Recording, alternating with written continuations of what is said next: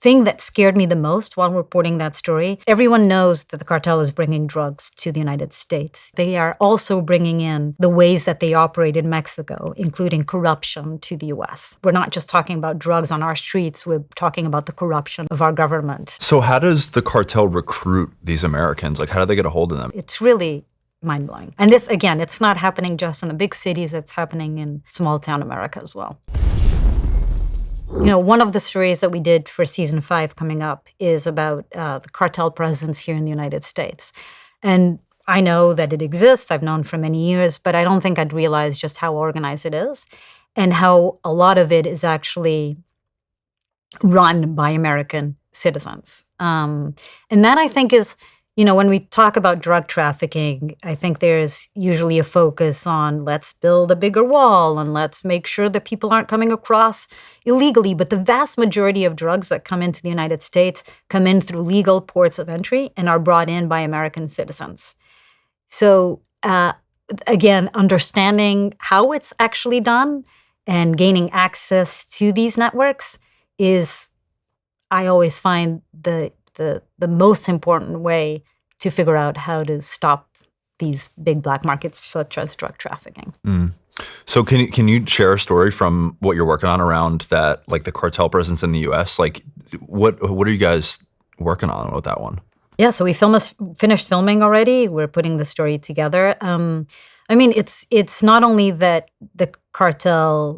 there's cartel presence here, that they're everywhere. They're in every major city and small town. A lot of them actually are actually operating in small town America because they can be a lot more discreet.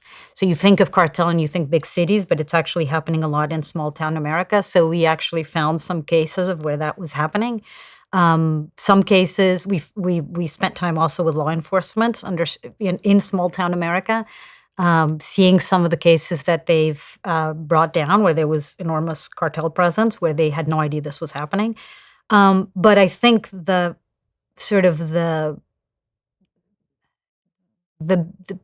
thing that scared me the most while reporting that story is everyone knows that the cartel is bringing drugs to the United States. It is the fact that they are also bringing in the ways that they operate in Mexico, including corruption, to the U.S. And this is something that we spoke with law enforcement about. So understanding how, their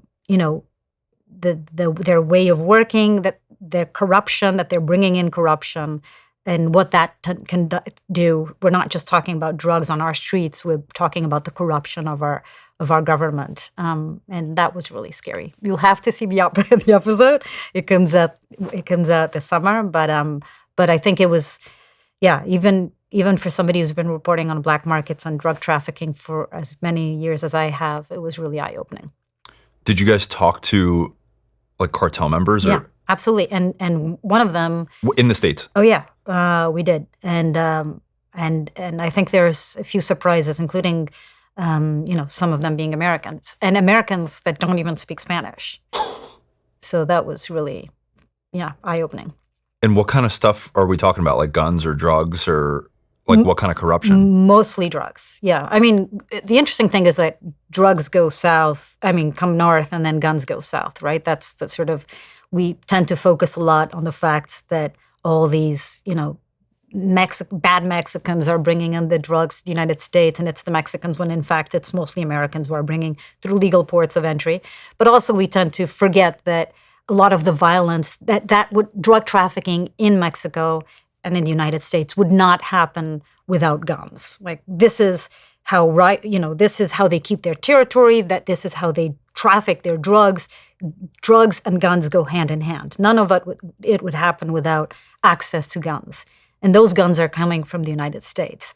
So unless we tackle one problem, if we want to tackle drug trafficking, we also have to be able to tackle the guns that are streaming south and creating violence in Mexico and allowing these drug trafficking operations to operate. So how does the cartel recruit these Americans? Like, how do they get a hold of them? Is it the internet? Money. It's easy money. This is one of the things that this person that we spoke to told us. It's just, there's so much money. When you're talking about millions of dollars or billions of dollars, if you're talking about drug trafficking organizations at large. I mean, it's money. It's, we're not talking about corrupting somebody with a few $1,000s. We're talking Right. about millions of dollars. So it's just easy for them. But do they use social media to find people? It's through connections. So usually, it's interesting actually. Usually the first people that they send, imagine if you're trying to find a new area of the United States that they want to sell drugs, they first send a family member. It's really fascinating, actually. So initially, it's somebody that they can trust. So initially, it's a family member, and that person goes, and that person starts making connections. But then eventually, they're surrounded by other people that are Americans, and then they start their distribution center. And but the cartel keeps a very close eye on communications. Sometimes the phones are tapped, and the people that are part of that distribution don't even know their phones are being tapped by the cartel. So even though they're in Mexico, they're keeping a close eye on what's happening in the United States. It's really mind-blowing. Oh my God. Yeah, and this, again, it's not happening just in the big cities. It's happening in small-town America as well. Do you guys say where on the show? So one of the towns,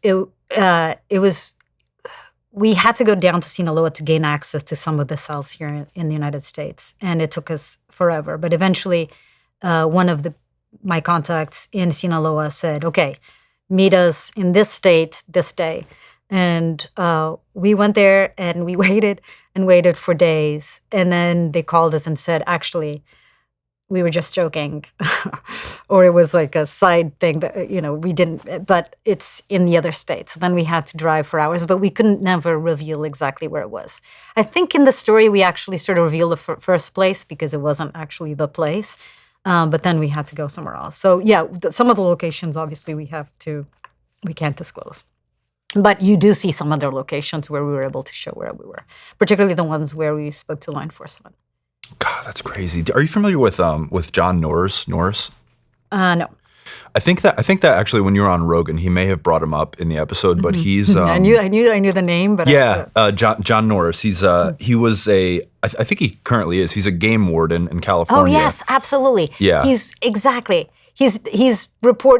game warden who started seeing all these marijuana cultivations. Right.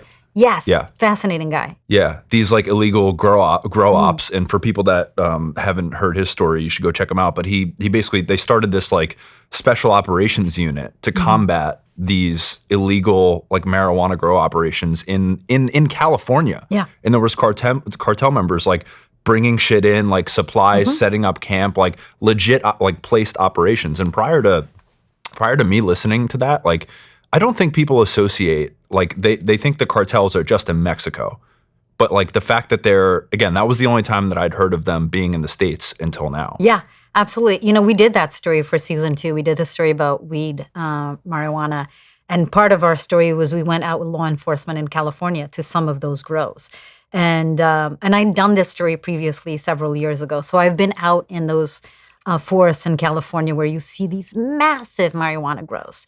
And a lot of the time, I think this is also part that's not known, is that it's more than cheap labor. They bring in people from Mexico that they tell, or Central America, that they tell them they're going to work in farming, picking strawberries or oranges.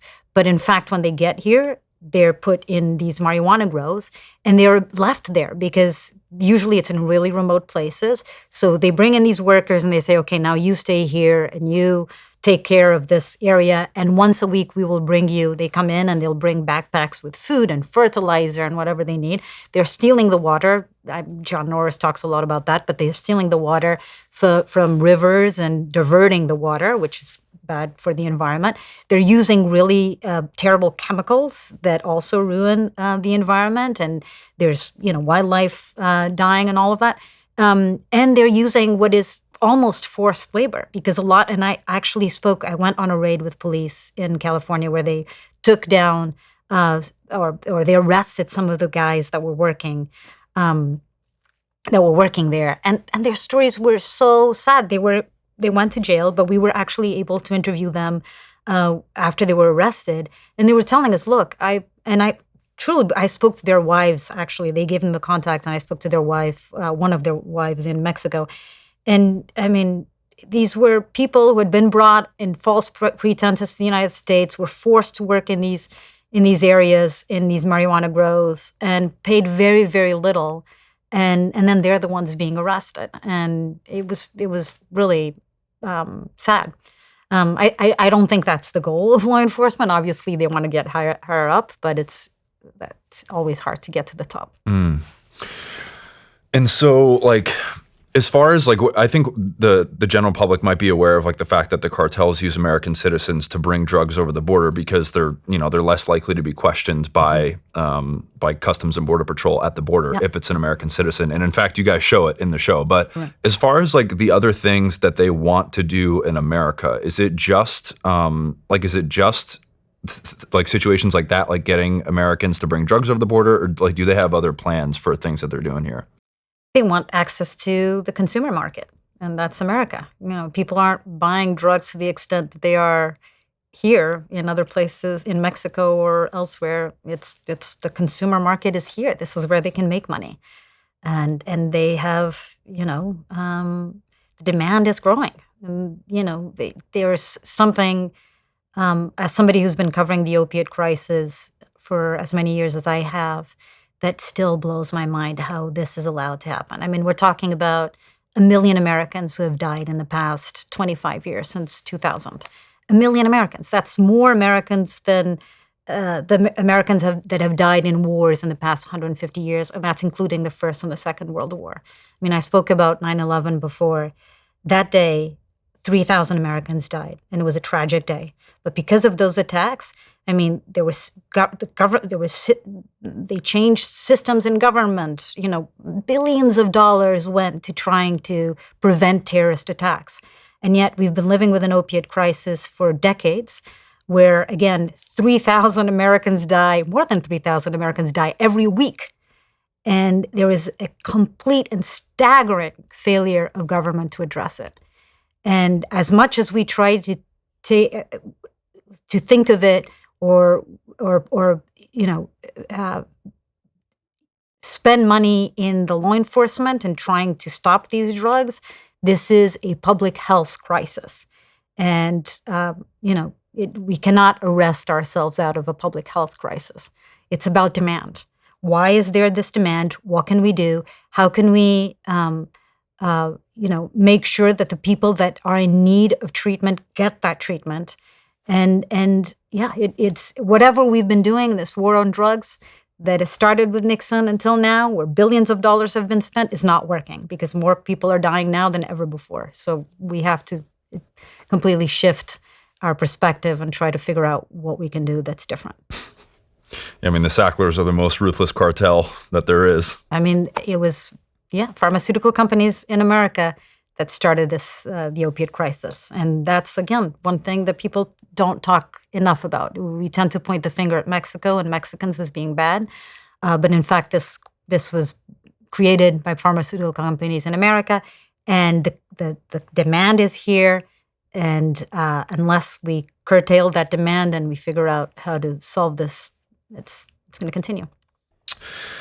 So to that point, what about like the cartels are involved in like fake pharmaceuticals too, aren't they? Yeah.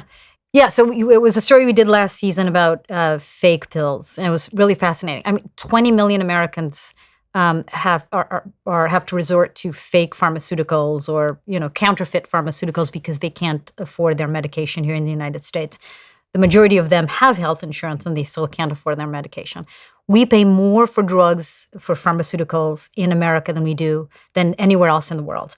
I mean, we're talking about pills that cost, medication that costs $500 here, and you cross the border down to Mexico and they cost $70 immediately, the same exact medication. So something is very wrong in a system where 20 million Americans have to figure out a way to get their life-saving medications in a black market, right?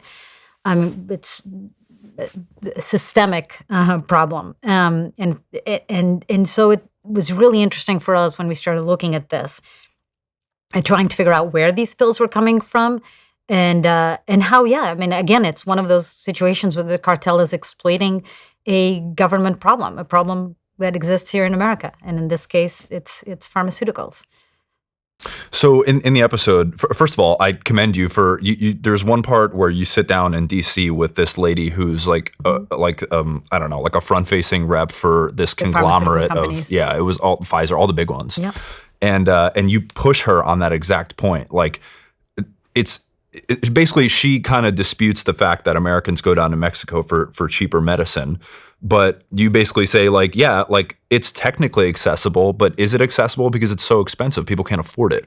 So like, is it really? And like you did a really good job pushing back on her. So I appreciated that. Thank you. You know, one of the questions that I had for her, in that case, I actually did have a list of questions because I wanted to make sure that I was asking her all the correct questions. But there was one of the questions was not pre-written. And it was, as I'm talking to her, and I'm talking to her about all these millions of Americans who can't afford their medication. And imagine, I mean, you have a life-threatening condition, and you know that you need those drugs to survive, and you do not have access to that medication because at the end of the day, and I spoke to Americans about this, many, who at the end of the day, they have to pick between food or their life-threatening or life-saving medication. I mean, it's an impossible decision, right? And so when I was talking to her, I just felt like there was a complete disconnect between what she was telling me and what I was hearing from these Americans. And so at one point I remember asking her, have you actually, as somebody who represents the pharmaceutical companies, and one of the big gripes that people have with pharmaceutical companies is that the price of medication is too high. So as somebody who represents those companies, I asked her, have you actually ever sat down or met any of these Americans who have to make those tough decisions at the end of the month? And her answer was no. She had never actually spoken to people who are struggling and who can't afford those medications, which to me is mind-blowing. If you are representing pharmaceutical companies that are providing, supposedly providing these medications to Americans, don't you also want to understand the people who are receiving these medications and try to understand how we can make the whole system better? A system that can protect both the pharmaceutical companies, but also the Americans that are taking these medications. It's mind-blowing. And it was a really revealing moment for me of the complete disconnect that exists and the lack of care that exists for Americans in general, as long as the pharmaceutical companies can continue making money. Yeah. I mean, they don't care. They don't give a shit. They hire somebody like that to basically like be their public face and take the hits and like respond and be their defense as best as they can. And then once it calms down, it comes down and that's it. They don't give a shit about Americans. Yeah.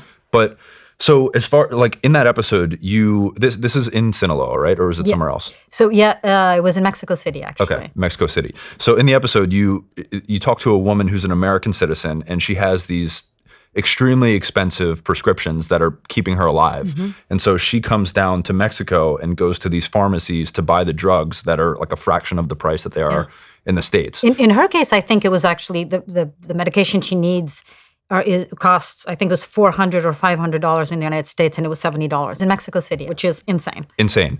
So, and you also talk to a cartel member who goes to a pharmacy and basically shakes them down and says, if you don't put these fake pills on your shelf, we're going to burn you down. That's right. And so like, okay, so they're doing that, if you could talk about that, but are these pills making their way into America yet? Yes. I mean, we were with law enforcement in Los Angeles. We went on a raid and where they found a lot of pharmaceuticals, counterfeit pharmaceuticals that were coming from Mexico. So absolutely, they're out here. They're out, but also, it's millions of Americans, I can't remember the exact number, but millions of Americans that cross the border into Mexico every year to buy their cheaper medication. And right on the border, we went to a town called Algodones, which is they have the biggest concentration of anywhere in the world of pharmacies and dental offices, and it's of anywhere in the world. There's like a huge concentration. I mean, you were driving down the street and it's all in English too, even though you're in Mexico. It's like dental office, pharmacy, doctor's office, pharmacy, everywhere. It's catering to Americans across the border. It's right on the other side of the border who come here to buy cheaper meds and to cheaper doctors and medical.